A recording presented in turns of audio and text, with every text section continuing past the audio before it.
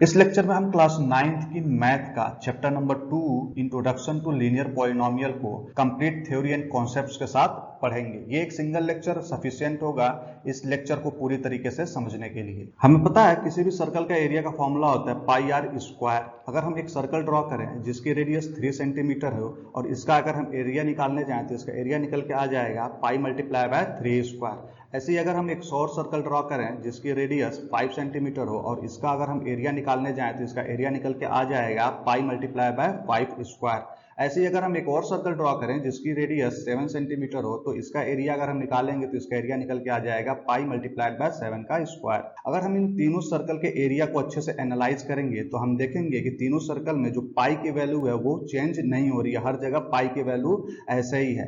Change क्या हो रहा है, आर की वैल्यू चेंज होती जा रही है। जैसे जैसे हम सर्कल का साइज चेंज कर रहे हैं आर की वैल्यू चेंज हो जा रही है। जब हम सर्कल के साइज में रेडियस 3 ले रहे हैं तो आर की वैल्यू 3 हो जा रही है। जब हम सर्कल की साइज में रेडियस 5 ले रहे हैं तो आर की वैल्यू 5 हो जा रही है। जब हम सर्कल की साइज में रेडियस 7 ले रहे हैं तो आर की वैल्यू 7 हो जा रही है। तो हमें क्लियरली दिख रहा है कि पाई एक ऐसा वैल्यू है जो चेंज नहीं हो रहा है। तो वे मैथमेटिकल सिंबल्स जिनकी वैल्यू कभी भी चेंज नहीं होती है किसी भी सिचुएशन में उन्हें हम कांस्टेंट कहते हैं, और वे जिनकी वैल्यू सिचुएशन के हिसाब से चेंज होती है जैसे कि यहाँ आर की वैल्यू सिचुएशन के हिसाब से चेंज हो रही है तो उन्हें हम कहते हैं वेरिएबल। वेरिएबल क्या होता है? Variable is a symbol whose value can change according to situation. Variable वो सिंबल होते हैं जिनकी वैल्यू सिचुएशन के हिसाब से बदलती रहती है। जैसे कि it is generally represented by English alphabet ABC और XYZ। वेरिएबल को हम जनरली रिप्रेजेंट करते हैं English alphabet A to Z में से किसी से भी।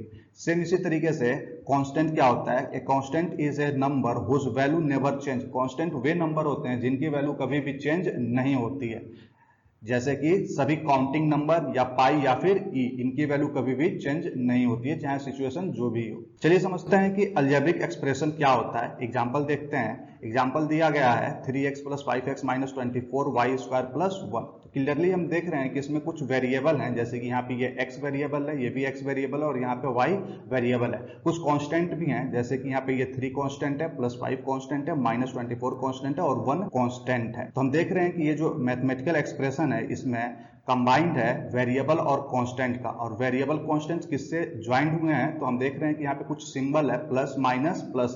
तो ये जो वेरिएबल एंड कांस्टेंट जो हैं ये ज्वाइंट किए गए हैं प्लस माइनस जैसे सिंबल्स से।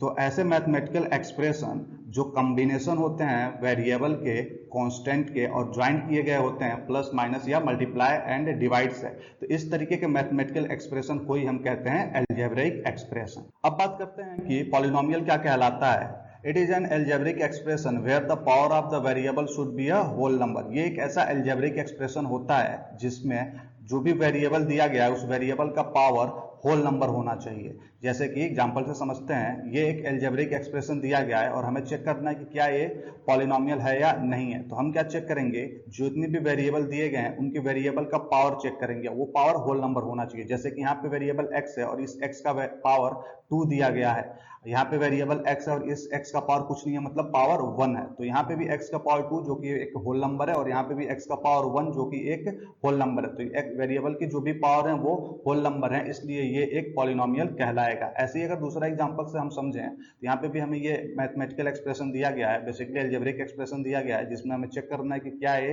पॉलिनोमियल है या नहीं है। तो हम इसके वेरिएबल को चेक करेंगे, वेरिएबल के पावर को चेक करेंगे।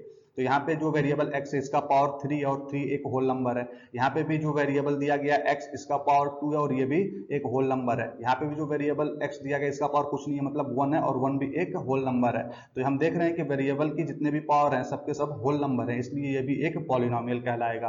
तीसरा हम चेक करते हैं, हमें चेक करना है x + 1/x क्या ये पॉलिनोमियल है या नहीं है। तो ध्यान दीजिएगा, जब भी हम पॉलिनोमियल चेक करते हैं तो हम जो भी वेरिएबल दिया गया है उस सभी वेरिएबल को शिफ्ट करते हैं न्यूमरेटर में, कोई भी वेरिएबल डिनोमिनेटर में नहीं होना चाहिए। तो इसको हम थोड़ा सा पहले सॉल्व करेंगे। ये हो जाएगा x² + 1/x।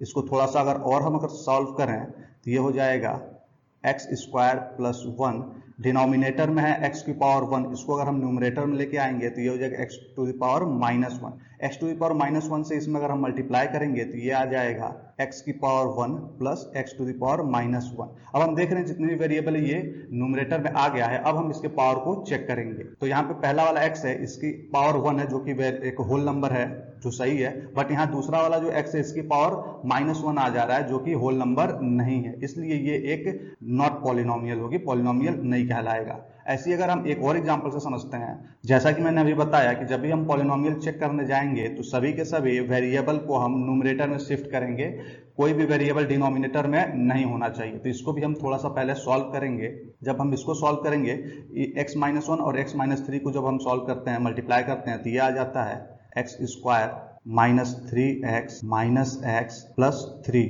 Upon x। इसको थोड़ा सा और अगर हम सॉल्व करें तो ये हमारा निकल के आ जाएगा x square minus 4x plus 3 upon x।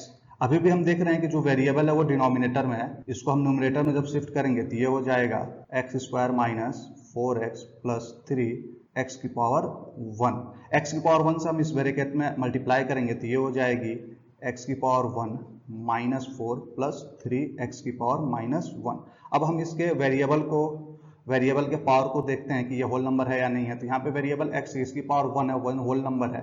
यहाँ पे वेरिएबल x है और इसकी पावर -1 है जो कि होल नंबर नहीं है, इसलिए ये जो फोर्थ वाला दिया गया है ये पॉलिनोमियल नहीं है। अब हम बात करते हैं कि किसी भी पॉलिनोमियल के टर्म्स क्या कहलाते हैं। The terms of polynomial are the part of expression separated by plus और माइनस। एग्जांपल से समझते हैं, जैसे कि ये एक पॉलिनोमियल दिया गया है तो जो भी टर्म है वो प्लस या माइनस से सेपरेट किए गए होते हैं। तो हम देखते हैं यहाँ पे ये प्लस 5x स्क्वायर और माइनस के बीच ये एक टर्म सेपरेटेड किया गया है जिसे हम फर्स्ट टर्म कहेंगे। ऐसे ही माइनस और प्लस के बीच ये 3x एक टर्म सेपरेटेड किया गया है जिसे हम सेकेंड टर्म कह देंगे, और प्लस 7 ये एक हमारा थर्ड टर्म हो जाएगा। तो यहाँ पे जो टर्म्स निकल के आ गया वो निकल के आ गया है 5x स्क्वायर फर्स्ट टर्म है, दूसरा माइनस 3x सेकेंड टर्म हो गया, और तीसरा है प्लस 7। तो हम टोटल नंबर ऑफ जो टर्म है वो कितने हैं यहाँ पे, तो टोटल नंबर ऑफ टर्म अगर हम काउंट करें 1 2 3 तो टोटल नंबर ऑफ टर्म्स जो निकल के आ गए वो 3 हो गए। अब हम बात करते हैं किसी भी पॉलिनोमियल का डिग्री क्या कहलाता है। एग्जाम्पल से समझते हैं, यहाँ पे एक पॉलिनोमियल दिया गया है और इसकी डिग्री हमें चेक करनी है। तो हम क्या करेंगे, सबसे पहले जो भी वेरिएबल है उन वेरिएबल की पावर को देखेंगे। यहाँ पे वेरिएबल की पावर 3 है, यहाँ पे वेरिएबल की पावर 2 है और यहाँ पे वेरिएबल की पावर 1 है। तो हम देख रहे हैं कि सबसे बड़ी जो पावर जो है, हाईएस्ट पावर जो है वेरिएबल की वो कितनी है, वो है 3। तो ये जो हाईएस्ट पावर होती है वेरिएबल की, यही इस पॉलिनोमियल की डिग्री कहला जाएगी। तो हाईएस्ट पावर 3 है इसलिए डिग्री भी 3 हो जाएगी।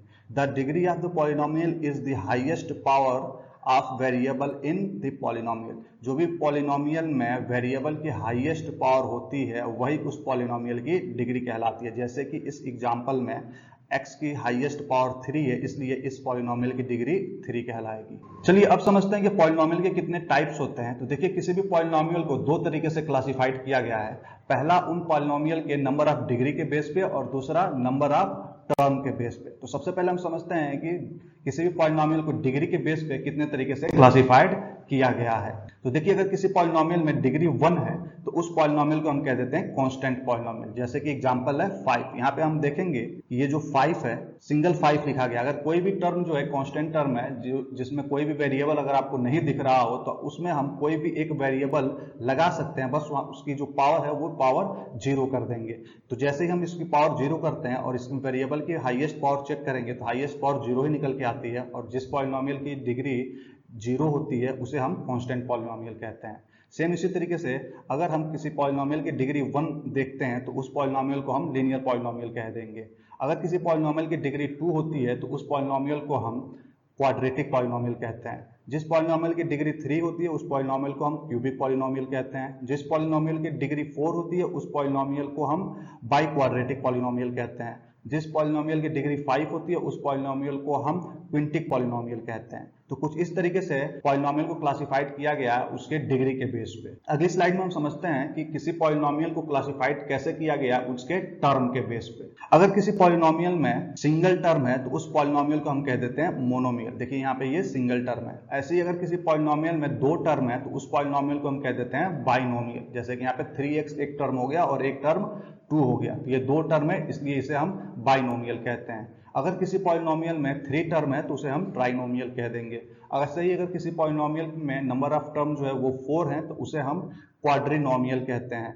किसी पॉलिनोमियल में नंबर ऑफ टर्म 5 है तो उसे हम पेंटानोमियल कहते हैं। तो कुछ इस तरीके से पॉलिनोमियल को क्लासिफाइड किया गया है उनके टर्म के बेस पे। हमारा अगला टॉपिक है स्टैंडर्ड फॉर्म ऑफ पॉलिनोमियल। देखिए किसी भी पॉलिनोमियल को स्टैंडर्ड फॉर्म में लिखने का एक तरीका होता है जिसे हम समझते हैं। देखिए यहाँ पे ये एक पॉलिनोमियल है जो कि स्टैंडर्ड फॉर्म में नहीं लिखा गया है। अगर इसे हमें स्टैंडर्ड फॉर्म में लिखना है तो हम क्या करेंगे, हम वेरिएबल की पावर को डिसेंडिंग ऑर्डर में अरेंज करके लिख देंगे। जैसे कि यहाँ पे वेरिएबल की सबसे बड़ी पावर जो है वो 3x² है, तो ये वाला टर्म सबसे पहले लिखेंगे। फिर इससे छोटी वेरिएबल की पावर वाले टर्म को लिखेंगे जो कि है -2x। फिर इससे छोटे वेरिएबल की पावर वाले टर्म को लिखेंगे जो कि है +5x⁴ को।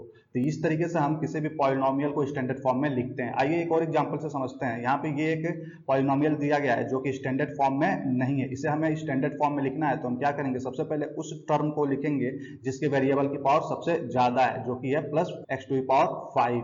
इससे छोटे टर्म वाले वेरिएबल की पावर को लिखेंगे जो कि है -4x³ और इससे छोटे वाले को जो कि है -2x और इससे छोटे वाला है जो कि है 9। तो कुछ इस तरीके से हम किसी भी पॉलिनोमियल को स्टैंडर्ड फॉर्म में लिखते हैं। तो a polynomial is said to be a standard form when all its terms are arranged in descending order of the power of a variable। किसी भी पॉलिनोमियल को स्टैंडर्ड फॉर्म में लिखने के लिए हमें उसके टर्म की वेरिएबल की पावर को डिसेंडिंग ऑर्डर में अरेंज करके लिखना होता है। हमारा अगला टॉपिक है कोफिशिएंट ऑफ पॉलिनोमियल। आइए समझते हैं कि किसी भी पॉलिनोमियल का कोफिशिएंट क्या कहलाता है। एग्जांपल से देखते हैं। एक पॉलिनोमियल दिया गया है 5x² - 3x + 7 और हमें पता करना है कि x² का कोफिशिएंट क्या है। तो हम देखेंगे x² यहाँ है, x² के साथ जो भी नंबर मल्टीप्लाई में है वही इस x² का कोफिशिएंट कहलाएगा। तो यहाँ x² के साथ 5 मल्टीप्लाई में है तो x² का कोफिशिएंट हो जाएगा 5। ऐसे ही अगर हमें पता करना है कि x का कोफिशिएंट क्या है तो हम देख रहे हैं यहाँ x के साथ -3 मल्टीप्लाई में है, इसलिए x का जो कोफिशिएंट हो जाएगा वो हो जाएगा -3। और कांस्टेंट टर्म अगर हम पता करना हो जिसमें कोई भी वेरिएबल नहीं लगा हुआ हो तो कांस्टेंट टर्म हमारा हो जाएगा 7। The coefficient of a term is a polynomial is a numerical factor that is multiplied by a variable। किसी भी पॉलिनोमियल का कोफिशिएंट वो न्यूमेरिकल फैक्टर होता है जो उसके वेरिएबल के साथ मल्टीप्लाई में होता है। हमारा अगला टॉपिक है वैल्यू ऑफ पॉलिनोमियल। किसी भी पॉलिनोमियल का वैल्यू कैसे फाइंड आउट करते हैं वो हम समझते हैं। एग्जांपल दिया गया है जिसमें ये एक पॉलिनोमियल है जिसकी वैल्यू हमें फाइंड आउट करनी है x = 2 पर। तो कैसे फाइंड आउट करेंगे, देखिए जहां जहां x है वहां हम वेरिएबल x = 2 रख देंगे। जैसे कि 3x की स्क्वायर है तो x की जगह पे हम रख देंगे 2 का square -5 multiplied by x = 2 put कर देंगे +6। इसको हम थोड़ा सा जब सॉल्व करेंगे तो ये वैल्यू निकल के आ जाएगी 12 - 10 + 6। इसको और जब हम सॉल्व करेंगे तो इसकी वैल्यू निकल के आ जाएगी 8। तो ये जो पॉलिनोमियल दिया गया है इस पॉलिनोमियल की वैल्यू x = 2 पर निकल के आई है 8। आइए एक और एग्जांपल से समझते हैं जिसमें हमें ये एक पॉलिनोमियल दिया गया है 7s² - 4s + 6 और इसकी वैल्यू हमें निकालनी है s = -3 पे। तो जहां जहां s है वहां s जगह पे हम इस वैल्यू -3 को पुट करेंगे और सॉल्व कर लेंगे। चलिए सॉल्व करके देखते हैं। जब हम इसको सॉल्व करेंगे तो 7s² है और s की जगह पे हमें रखना है -3, तो ये हो जाएगा 7 - 3 का स्क्वायर -4 s की जगह पे -3 +6। जब इसको हम और आगे सॉल्व करेंगे तो ये हमारा हो जाएगा 63 + 12 + 6। इसको जब हम सॉल्व करेंगे तो इसकी वैल्यू निकल के आ जाएगी 83। यानी ये जो पॉलिनोमियल दिया गया है इस पॉलिनोमियल की वैल्यू s = -3 पे 81 होगी। तो कुछ इस तरीके से हम किसी भी दिए गए पॉलिनोमियल की वैल्यू फाइंड आउट कर सकते हैं। अब हम समझते हैं कि linear growth and linear decay क्या होता है। एग्जांपल से समझते हैं। एग्जांपल दिया हुआ है, मान लीजिए आपके पास 100 रुपीज़ है और आप हर दिन 20 रुपीज़ और सेव करते हैं।